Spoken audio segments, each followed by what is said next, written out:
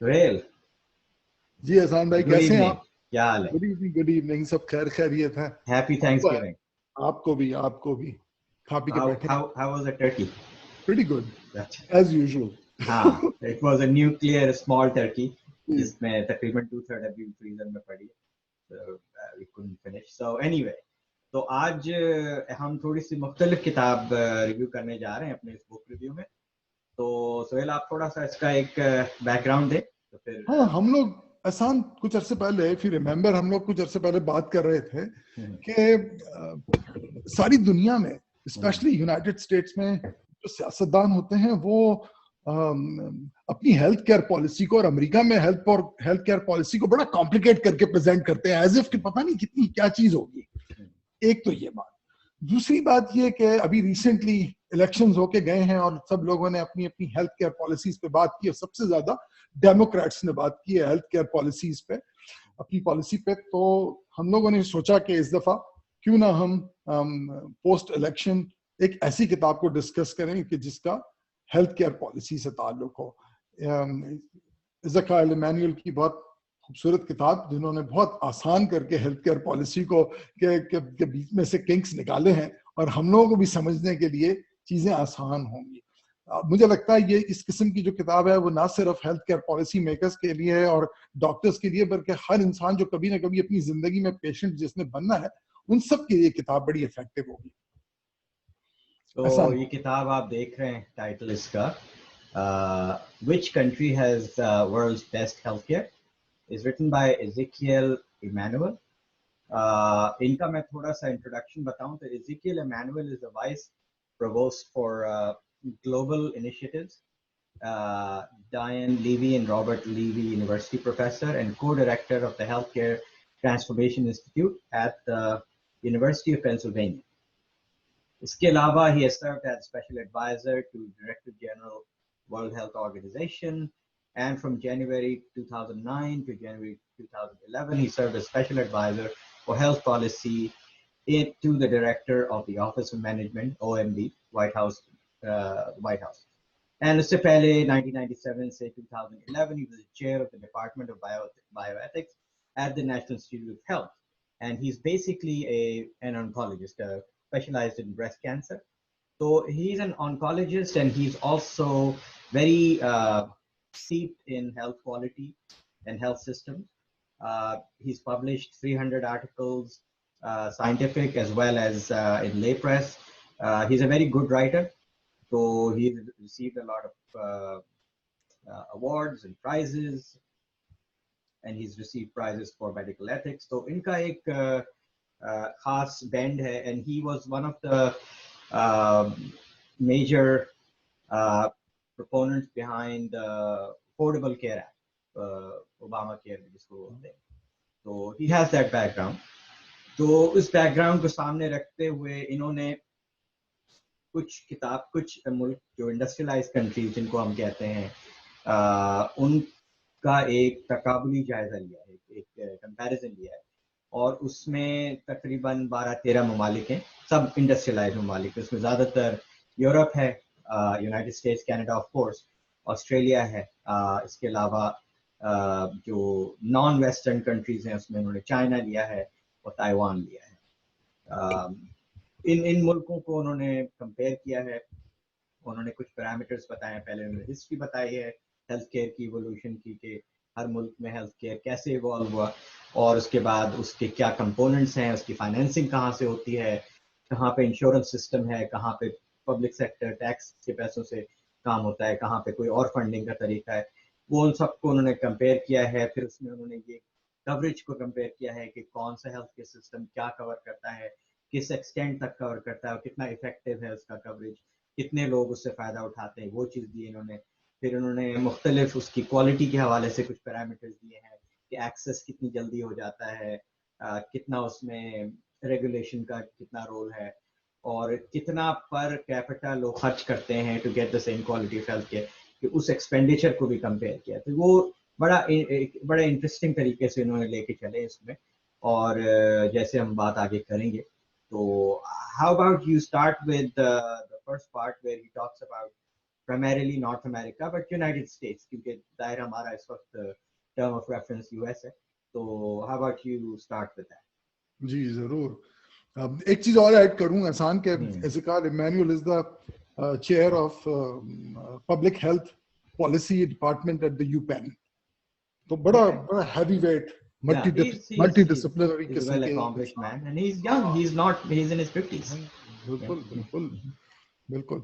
सबसे पहले तो एहसान मैं ही बताता हूं कि देखिए यूनाइटेड स्टेट्स में ये लिखते हैं कि United states 18% of the GDP अपनी जीडीपी का खर्च करता है हेल्थ केयर में, जो बहुत बड़ा दुनिया में. और ये भी बता दें कि वो 18% बनता कितना. जी जी, उसको मैं थोड़ा सा शॉर्ट करता हूँ.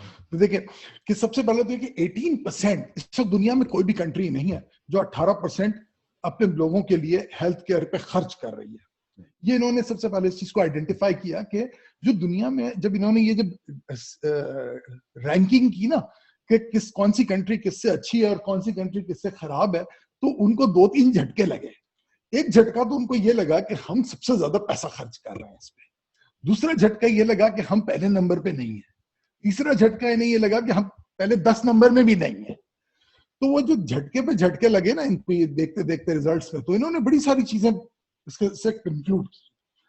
पहली बात तो उन्होंने कहा कि जब दुनिया का बेस्ट हेल्थ केयर सिस्टम, जो वो कह रहे हैं कि इस वक्त जो फर्स्ट ईयर के 3 हेल्थ केयर सिस्टम जिसमें जर्मनी है और हॉलैंड है और नॉर्वे है, इन कंट्रीज के अंदर जो बेस्ट टॉप टीयर के सिस्टम है ना, उसमें जर्मनी अपना मैक्सिमम खर्च करती है बिटवीन 12 to 14%. तो कहता है कि हम अगर 18 से 12 पे ना आए, लेकिन 18 से 14% तक भी अगर आ जाए यूनाइटेड स्टेट्स, तो वो $1 ट्रिलियन बचाएगा. ये कोई मामूली बात नहीं है. $1 ट्रिलियन मेजॉरिटी यानी इस वक्त $3 ट्रिलियन का है हमारा health care. Exactly. It's bigger than Germany is bigger than Canada. Absolutely. The entire economy $3 trillion की जो है. Exactly. तो उसको उस कॉन्टेक्स्ट में हम देखते हैं. दूसरी बात, उन्होंने जब ये देखा कि हम इवन आफ्टर, अभी आप अफोर्डेबल केयर एक्ट पे कुछ बात करोगे, लेकिन अफोर्डेबल केयर एक्ट के बाद जो है यूनाइटेड स्टेट्स ने 90% अपने लोगों को कवर कर लिया. वो भी शर्म की बात है.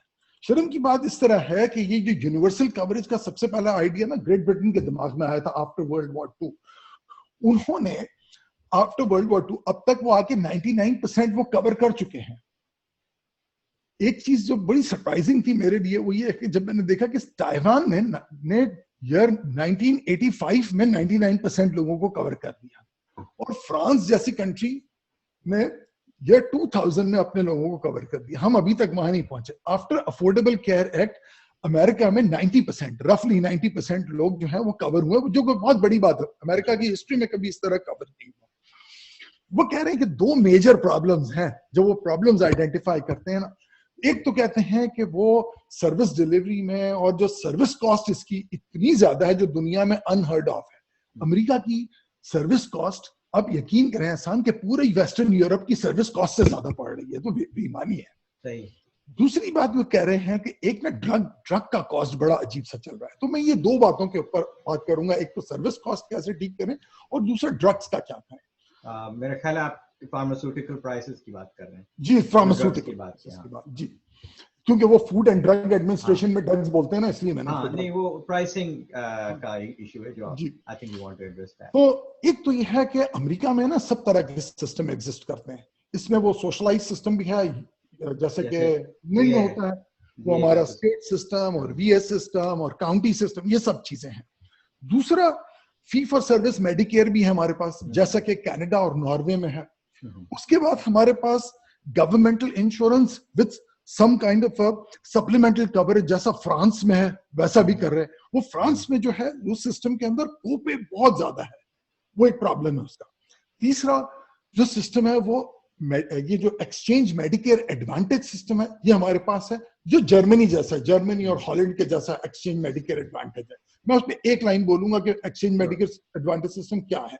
और चौथा जो आखिरी सिस्टम है which is complete entirely private, जो कि स्विट्जरलैंड जैसा है, उसमें गवर्नमेंट इन्वॉल्व ही नहीं है सिरे से.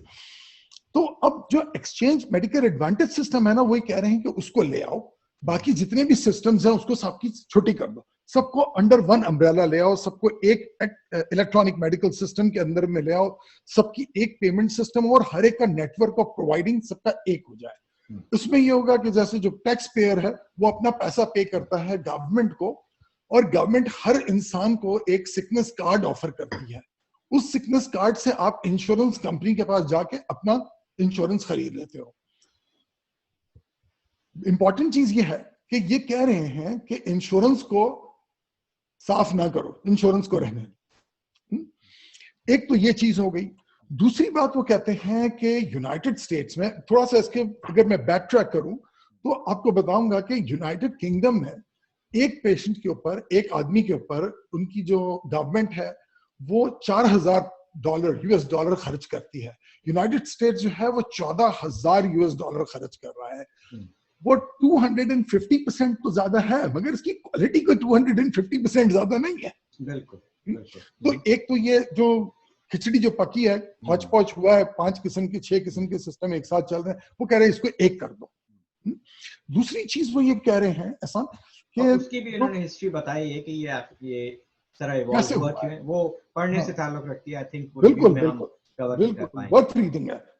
और दूसरी चीज वही कह रहे हैं कि यूनाइटेड स्टेट्स की पॉपुलेशन दुनिया में 4.5% ऑफ द वर्ल्ड पॉपुलेशन है, लेकिन हमारे यहाँ गवर्नमेंट या हम खुद 40% of the world's medicine expenditure United States का।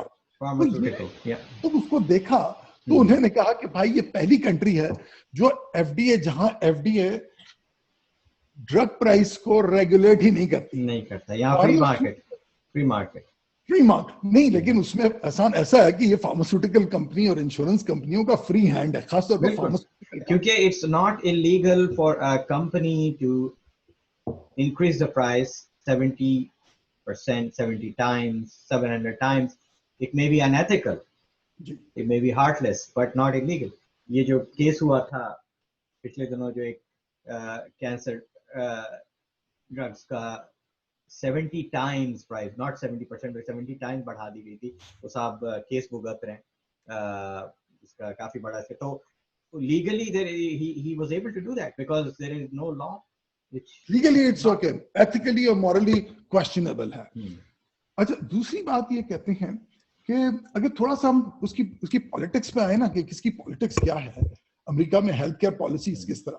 जो रिपब्लिकन्स हैं वो कहते हैं इसको स्विट्जरलैंड बना दो, सारा का सारा खुला कर दो, गवर्नमेंट का इससे कोई ताल्लुक ना हो, टैक्स के अंदर इसका कोई ताल्लुक ना हो, मुझे जो हेल्थ केयर की जरूरत है मैं लूंगा, अगर मुझे लगता है मुझे हेल्थ केयर की जरूरत नहीं है तो मैं नहीं लूंगा। ये सब चीजें चल रही हैं। दूसरा जो हमारे बर्नी सैंडर्स हैं, बिल्कुल लेफ्ट लीनिंग, और which is a new kind of a development in United states के इस तरह स्ट्रांग हुई है और नए बच्चों ने खूब सपोर्ट किया है पीछे से। वो कहते हैं कि भाई सीधा सीधा इंसानों को अपना एसेट समझो और ये पैसे वैसे बनाने की बातें छोड़ो हेल्थ केयर के अंदर। और वो कहते हैं कि सबको कवर करो, 100% कवर करो, सबकी ख्याल करो। और वो इसको इंग्लैंड या ज्यादा से ज्यादा नॉर्वे कनाडा बना देने चाहते हैं, वो पॉलिसी लाना चाहते हैं। जो डेमोक्रेट्स हैं they are in the middle, तो वो ये कहते हैं कि जो ऑलरेडी एग्जिस्टिंग इंश्योरेंस कंपनी और पाथवेज ऑफ केयर है उसको चेंज ना करो, सिर्फ इसको यूनिफाई करके एक सिस्टम बनाओ और बीच में से सारा कचरा हटाओ जो पैसों का, और बीच में से, और उसमें एडमिनिस्ट्रेटिव बर्डन जो है वो कम होता है अगर आप सिंप्लीफाई करें। But let's make this clear that he has not actually talked about health care system in political terms. ये हमारा एक उसमें we are expending on the theme. जी जी बिल्कुल। तो बस मैं यही बताना चाह रहा था कि ये जो वैसे तो छोटी छोटी चवनियां कहाँ से बचानी है इन्होंने बहुत अच्छा लिखा वो किताब पढ़नी पड़ेगी उसके लिए। नहीं, और ये बड़ी अच्छी तरह बड़ी सिंप्लीफाइड लिखी है किताब कि you don't have to be part of the health care system, बिल्कुल यू कैन अंडरस्टैंड इट, क्योंकि उन्होंने लैंग्वेज बड़ी सिंपल यूज किया है। उन्होंने बड़े मजे के एनेक्डोट्स दिए हैं हर मुल्क की जो हेल्थ केयर सिस्टम का एक छोटा सा एक इंटरव्यू जैसा किसी कंज्यूमर से, और उसमें उसकी क्वालिटीज और खराबियां। एक बड़ी मजे की बात उन्होंने आई थिंक नीदरलैंड्स के बारे में की है कि वहाँ पे एक कॉन्सेप्ट ये है कि आम बीमारियां छोटी मोटी जो अलामात होती हैं वो खुद ही चली जाती हैं। तो वहाँ के डॉक्टर्स का ये बड़ा कॉमन ट्रेंड है कि when you call them they tell you to take Tylenol and wait for a week. And then come back. तो कहती कितनी बीमारियां इंसान की टाइम के बाद उसके अपने इम्यूनिटी से उससे खत्म हो जाती हैं। तो उनका ट्रेंड उनके कल्चर में इस चीज को एक्सेप्ट किया जाता है कि डॉक्टर फौरी तौर पर अनलेस की और seriously ill they don't see you. यार वो एक अलग चीज है। इसमें एक चीज मैं ऐड करूंगा, सॉरी, हाँ श्योर। कि वो ये कहते हैं कि पहली दफा ऐसा होने जा रहा है, अभी तो पता नहीं हुआ है कि नहीं हुआ, लेकिन वो ये कह रहे हैं कि जो मेडिकेड है ना उसको नेशनलाइज कर दो। अभी तक तो मेडिकेड सारा स्टेट्स के हाथ में है। अगर आप ब्लू स्टेट में है, डेमोक्रेट स्टेट में है, तो आपको बड़े आराम से मेडिकेड मिल जाएगा, और अगर आप रिपब्लिकन स्टेट में है तो फिर आप अल्लाह की पनाह मांगोगे कि मैं इधर क्यों फंस गया, क्योंकि मेडिकेड मिलना बहुत मुश्किल है, इवन जो लोग बेचारे गरीब हैं उनको भी नहीं मिलेगा। सही।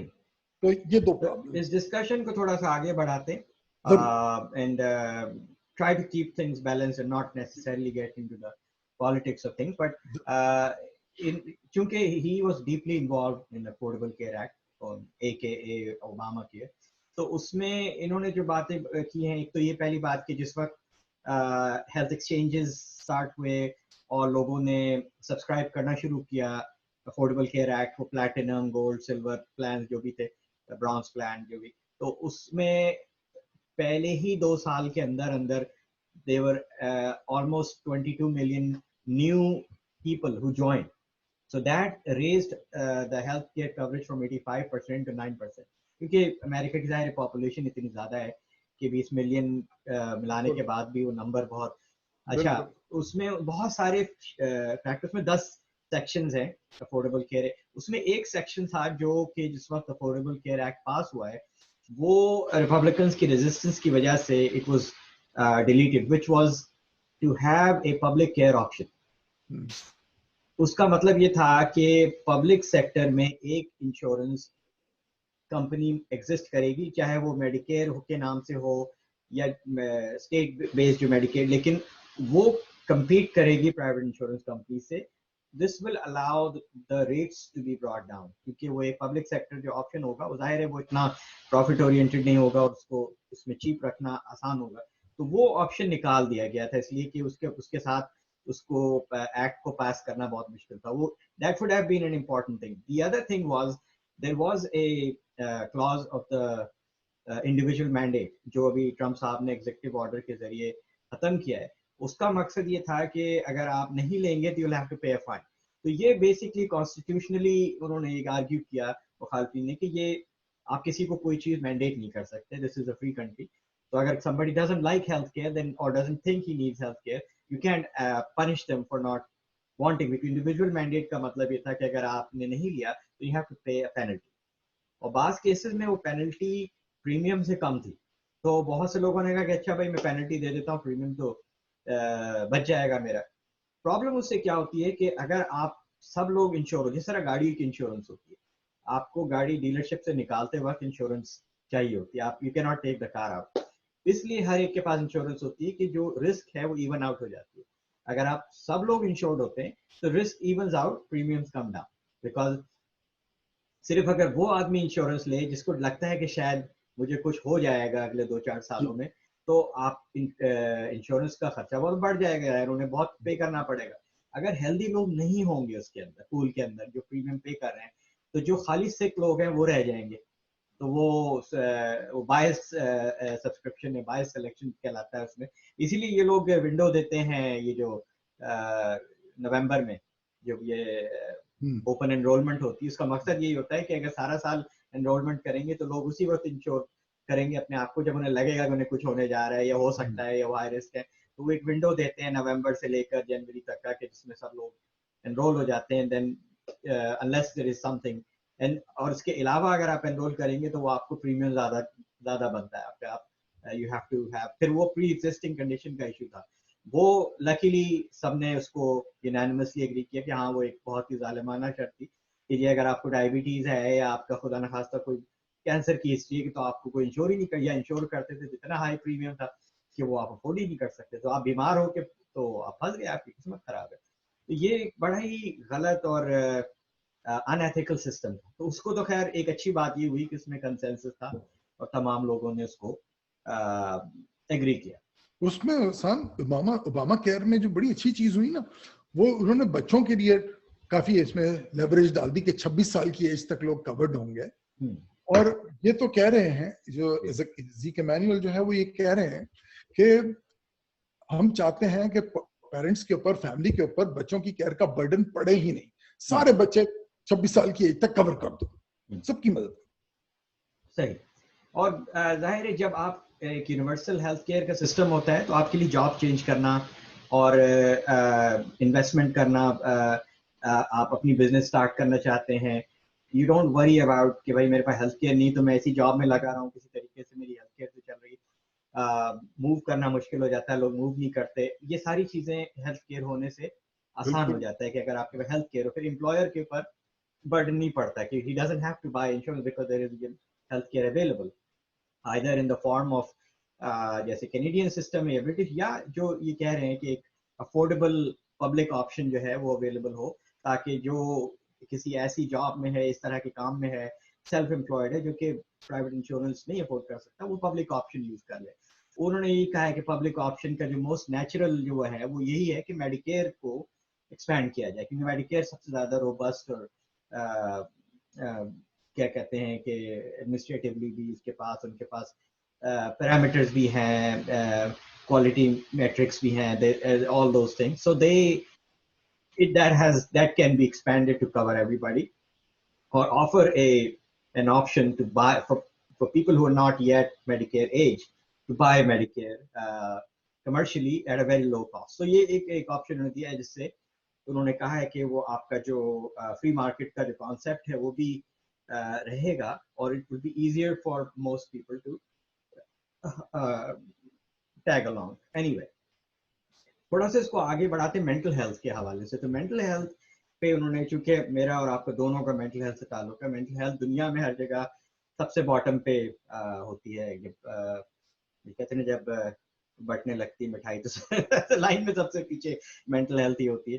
तो इसमें मगर एक बात उन्होंने कही है कि कंपैरेटिवली अमेरिका में रिलेटिवली बेहतर मेंटल हेल्थ के ऊपर काम हुआ है और मुल्कों के मुकाबले में। इवन इन इस हालात में भी जिसमें हम लोग रोते रहते हैं कि जी मेंटल हेल्थ की कोई नहीं, उसमें America has done actually better, specially जब से मेंटल हेल्थ पैरिटी एक्ट के जो आया था कि जिसमें mental health and non mental health यानी मेडिकल हेल्थ दोनों को रीइंबर्समेंट में पैरिटी मिली, यानी एक ही लेवल पर रखा जाए, उसको अलग तरह ना ट्रीट किया जाए। तो वो एक चीज़ उन्होंने बताई है। फिर उन्होंने ओपियोइड का के हवाले से बात की है कि ओपियोइड का जो है एक जो क्राइसिस हुई उसमें ये जो लैक ऑफ हेल्थ केयर की वजह से, जो यानी यूनिवर्सल हेल्थ केयर ना होना या कोई रोबस्ट सिस्टम ना होने की वजह से, जो उसकी वजह से जो प्रॉब्लम मल्टीप्लाई हुई है, ये चीज़ उन्होंने लेकर आए। इसके अलावा उन्होंने ये बताया है कि बेड्स की अवेलेबिलिटी का बहुत शदीद शॉर्टेज है मेंटल हेल्थ में, और पूरी दुनिया में है। जहां उन्होंने इंडस्ट्रियलाइज्ड और डेवलप्ड कंट्रीज की बात की कि it is not, I mean, it's not just United States, but most countries do not have enough providers, enough beds, enough access. कि आप अगर किसी रूरल एरिया में रहते हो या स्मॉल टाउन में रहते हो तो मेंटल हेल्थ एक्सेस नहीं है, मेंटल हेल्थ कवर्ड भी उस तरह नहीं है। इवन जर्मनी में उन्होंने बताया कि it's not fully covered, it only it's only part of the, यानी कुछ मुल्कों में, इंडस्ट्रियलाइज्ड मुल्कों में मेंटल हेल्थ उस सूरत में कवर्ड है कि अगर आप hospital based mental health is covered, but if you're doing outpatient you're not covered. अच्छा, ये इसमें कनाडा का भी उन्होंने जिक्र किया कि कनाडा में आउटपेशेंट प्रिस्क्रिप्शंस जो हैं उसका इशू है, उसकी कवरेज का इशू होता है। तो कुछ उससे आप बोलना चाहेंगे, कुछ आपके ज़हन में? मैं एक चीज ये कह रहा था कनाडा से रिलेटेड कि कनाडा, मैं तो हमेशा कनाडा को हम लोग जब बात करते हैं तो बड़े रोज टिंटेड ग्लासेस से देखते हैं। तो वो कह रहे हैं कि कनाडा में वैसे तो बहुत अच्छा, लेकिन वो उनका सिस्टम मेडिकेशंस को कवर नहीं करता। उसके लिए they have to purchase a supplemental insurance और they have to buy generic medications out of pocket. तो ये दो चीजें। और दूसरा जो मेंटल हेल्थ का आप कह रहे हैं ना, उन्होंने भी कुछ अरसे पहले जो स्टडी आई थी जिसमें वो कहते थे कि जिन एरियाज में मेंटल हेल्थ अच्छा टेक केयर नहीं हुआ वहां पे उनका मेडिकल केयर भी बड़ी निगलेक्ट हुई है। क्योंकि वो लोग अक्सर वो आते जाते नहीं है, मेडिकल डॉक्टर को दिखाते नहीं है और दवा नहीं खाते, और फिर ड्रग्स साथ में एसोसिएटेड ड्रग्स का प्रॉब्लम हो रहा होता है। और तो usually medical mental health patients अगर वो अच्छी तरह वेल लुक्ड आफ्टर ना हो, तो जब वो ईआर में जाते हैं तो बेचारे ट्रेन रैक की सिचुएशन में जाते हैं। बिल्कुल, उन्होंने कहा कि किसी इंसान को इस सिचुएशन में जाने ही ना दो, उससे पहले उसकी मेंटल हेल्थ को जरा देखो। अच्छा, इसमें इन्होंने कुछ recommendations की हैं which are for not just for, I mean mainly for US, but it's for good for other countries as well. तो उन्होंने ये कहा है कि much of the success of effective program seems to inhere in consistently implementing a few critical steps. एक उन्होंने बात की कि embedding mental health provider, embedding nurses specialized in mental health care, psychologists, psychiatric social worker in physician practice or linking to online providers. तो उनको ये जो silo होता है मेंटल हेल्थ का, साइकाइट्री का एक अलग कहानी, एक अलग दुकान, उसको खत्म करके इनको नॉर्मल जो आपकी रोजमर्रा की हेल्थ केयर उसमें एम्बेड किया जाए, इंटीग्रेट किया जाए।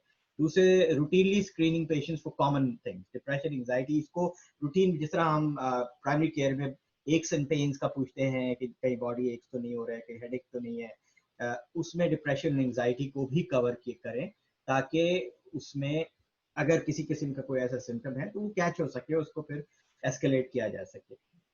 उसके बाद ये है कि फार्मास्यूटिकल और बिहेवियर इंटरवेंशंस को इवन वहाँ पे स्टार्ट कर दें जहाँ से अभी वो साइकाइट्रिस्ट तक पहुँचा ही ना हो। उस बात का इंतजार नहीं करें कि वो 6 हफ्ते के बाद जब साइकाइट्रिस्ट का अपॉइंटमेंट आएगा तो फिर he or she will start something. You can start and then let the psychiatrist do a further detailed evaluation.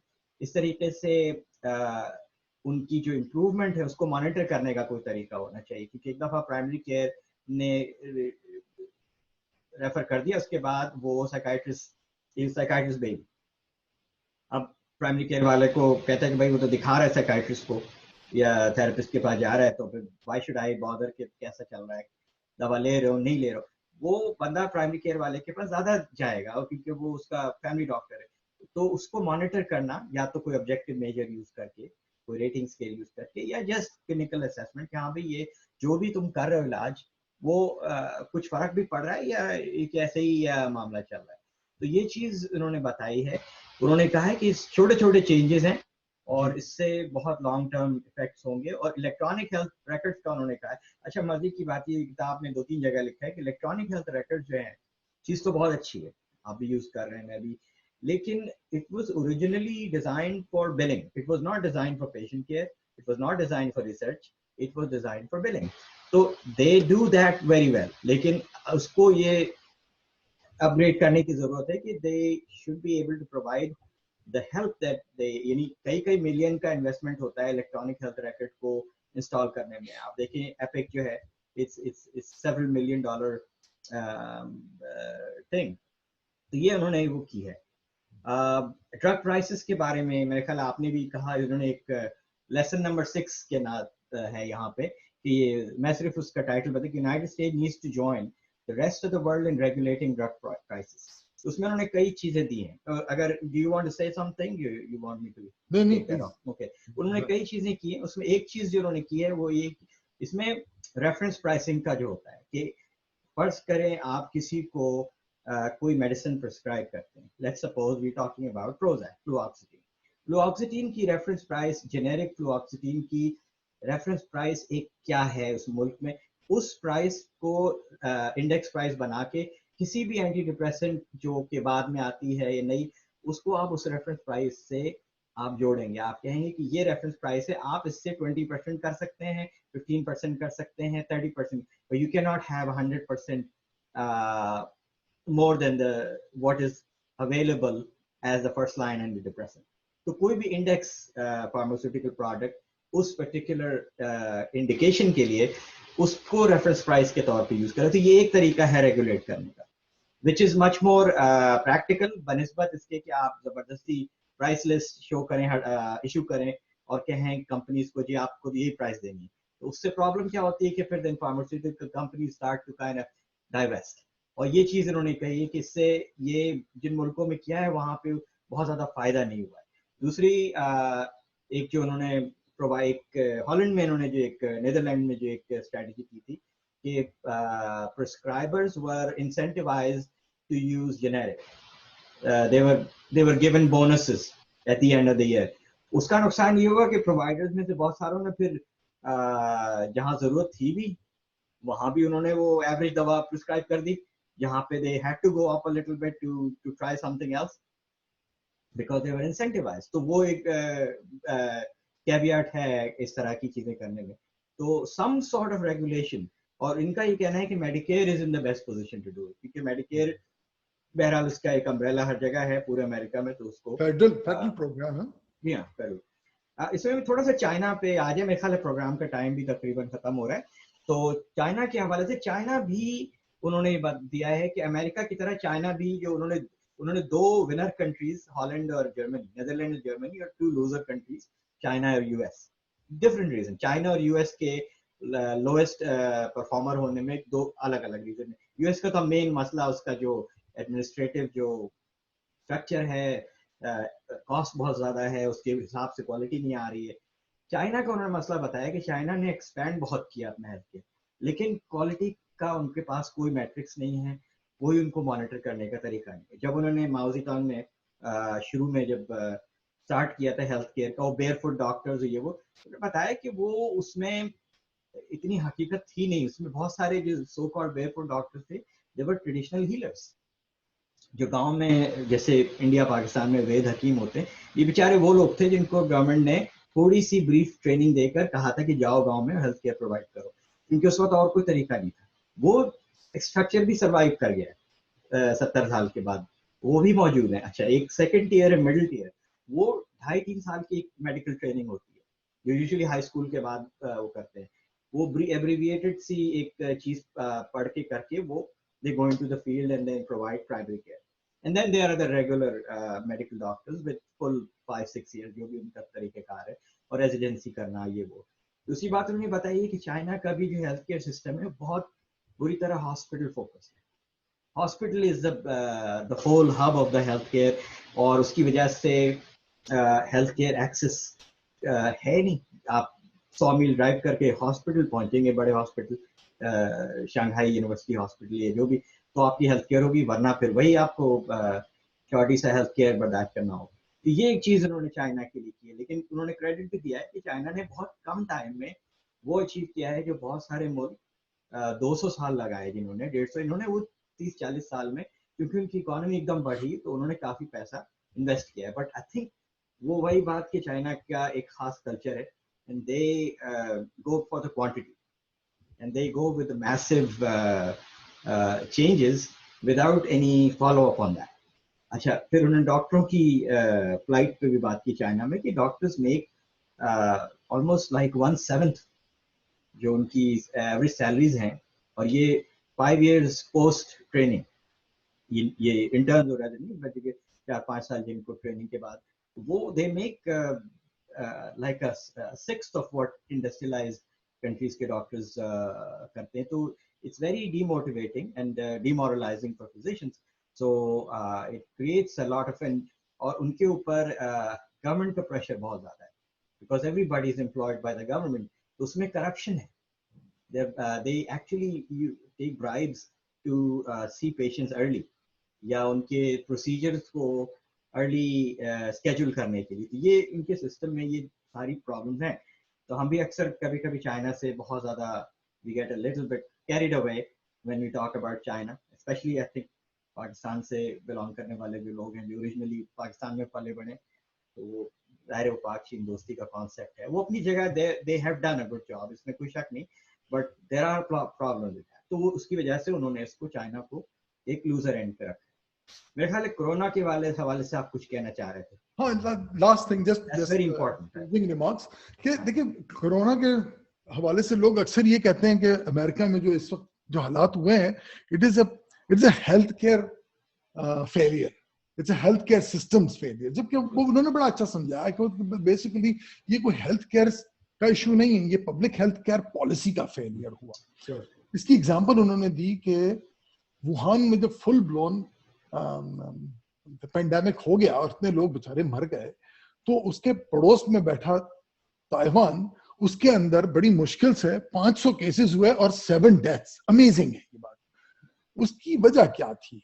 वो कहते हैं कि इन्होंने कितना अच्छा रिस्पांस किया, अपने लोगों को बचाया। एक तो ये कि वो जो सार्स की पेंडेमिक हुई थी ना कुछ अरसे पहले चाइना में, उसके बाद से दे लर्न अ लेसन के चाइना को वो ट्रस्ट करना छोड़ दिया उन्होंने। जैसे पब्लिक में, इंटरनेशनल मीडिया में चाइना के केसेस का बात हुई ना, तो उन्होंने अपनी बॉर्डर्स चाइना से क्लोज कर दी।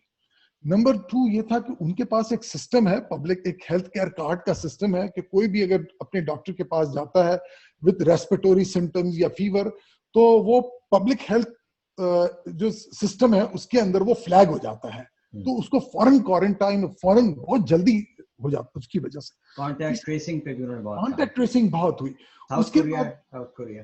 उसके बाद इन्होंने ये किया कि उनके यहाँ ये जो social distancing and hand washing, इसका बहुत कल्चर है कि जो कोई भी इंसान वहां पर किसी को नजला जुकाम हो रहा होता है तो वो अपनी एक रिस्पॉन्सिबिलिटी समझ के अपने आप को मास्क करते हैं, वो अपना हाथ ज्यादा धोते हैं, साफ रखते हैं, सफाई का ख्याल रखते हैं, और कोई छींकता और खांसता नहीं फिर रहा होता है शहर के अंदर। तो ये कुछ बेसिक चीजें करने से उन्होंने इतनी बचत की, लोगों की जानों को बचाया। ये एक अच्छी चीज थी। और लास्ट मैं ये कहना चाह रहा था कि there are many positives in this book. वो ये कहते हैं कि यूनाइटेड स्टेट्स के पास इतना बजट है और इतनी बड़ा सिस्टम है, और पिछले 10 सालों से रिसर्च का पहिया पब्लिक हेल्थ पॉलिसी पे इतना जोर से चला है, after Obama care and slightly before that too, कि वो कहते हैं कि ये सारी कंट्रीज को अगले 10 सालों में सरपास कर देगा। देखते हैं क्या होता है। लेकिन इस जमरे में उन्होंने एक एग्जाम्पल दी है कैलिफोर्निया वाइन की, वो बड़ी मजेदार इंटरेस्टिंग है। वो बताना जरा लंबा हो जाएगा, तो मैं कहूंगा कि जो लोग इंटरेस्टेड है कैलिफोर्निया वाइन के बारे में जानने के लिए कि वो किस तरह हेल्थ केयर पॉलिसी, वो किताब पढ़े हैं, वो किताब आप उसको हल्का सा उस पे बता दें ताकि लोग हल्का सा। ये कैलिफोर्निया वाइन, इटली में वाइन कंपटीशन होता है हर साल, तो उसमें ना 2 दफा ऐसा हुआ कुछ साल पहले कि 2 दफा अमेरिका की कोई भी वाइन उन 10 वाइन्स की लिस्ट में नहीं आई। तो उसके बाद ये नापा वैली पे रिसर्च की लोगों ने जाकर, और इतना बड़ा सिस्टम है, और वो लोगों एक ग्रोवर्स को इंसेंटिवाइज किया और उसके पीछे रिसर्च का पहिया चला, तो 2 साल से मुसलसल कैलिफोर्निया वाइन जो है 1 और 2 आ रही है। तो ये, लेकिन वो पढ़ना बड़ा मजेदार है जिस तरह उन्होंने उसको स्केच किया। तो उन्होंने ये मिसालें दी। I think he ends the book on a very optimistic note कि there are lessons to learn from other countries as well as from your own country, and then not to make the same mistakes and keep moving forward, not backwards. जो कि कुछ groups जो है, आखिर में बात वही है कि health care is a right, it's not a privilege. I think ये चीज जो है ये बड़ी इंपॉर्टेंट है, और ये बहुत से लोगों के सरों में बैठ नहीं रही है कि ये it's not like going to Ritz-Carlton. If you don't want to, you don't have to, but it's not like that. Healthcare is a right, basic human right. It's not a luxury कि आपने movie theatre नहीं जाना है, कोई बात नहीं जाओ, बहुत से लोग नहीं जाते. It's not like that. Everybody needs it, and when you don't have it, you end up in the ER with a bad condition. Your whole family suffers, and everybody else suffers because your expenses are then absorbed by the system. Somebody pays for it. Nothing is free. जब आप कहते हैं कि अगर आपको उन्होंने छोड़ भी दिया फ्री कि अच्छा कोई बात नहीं, वो फ्री तो नहीं है, कहीं ना कहीं कोई ना कोई इसको पे कर रहा है, it is coming out of somewhere. तो ये चीज, चले इसको अब रैप अप करते हैं। आई थिंक अगले महीने हम फिर एक और किताब के साथ वापस आएंगे। तब तक के लिए इजाजत। सोहेल, आई होप इतना ड्राई ना हो गया हो। नहीं, I think it was nice. I think people should enjoy it, and I think I'm sure कि किताब पढ़ने का इंसेंटिव होगा। छोटी सी किताब है, ज्यादा बड़ी नहीं, आई थिंक एक हफ्ते में विंटर ब्रेक में खत्म हो जाएगी। आप हमेशा मोटी मोटी किताबें उठाते हो, ये देखो इतनी मोटी किताब है। वो देखने में आप पेपर वो हार्ड कवर लाए हो ना, तो उसका तो पेज भी इतना मोटा होता है, मगर ये इट्स नॉट, क्योंकि इसमें बहुत सारी बिब्लियोग्राफी है, बहुत सारे एक्नॉलेजमेंट्स हैं, तो it's a very easy to read. चले जी, फिर इजाजत लेते हैं। ख्याल रखिए। We'll come around Christmas time and New Year's time. अपना ख्याल रखें। Bye bye.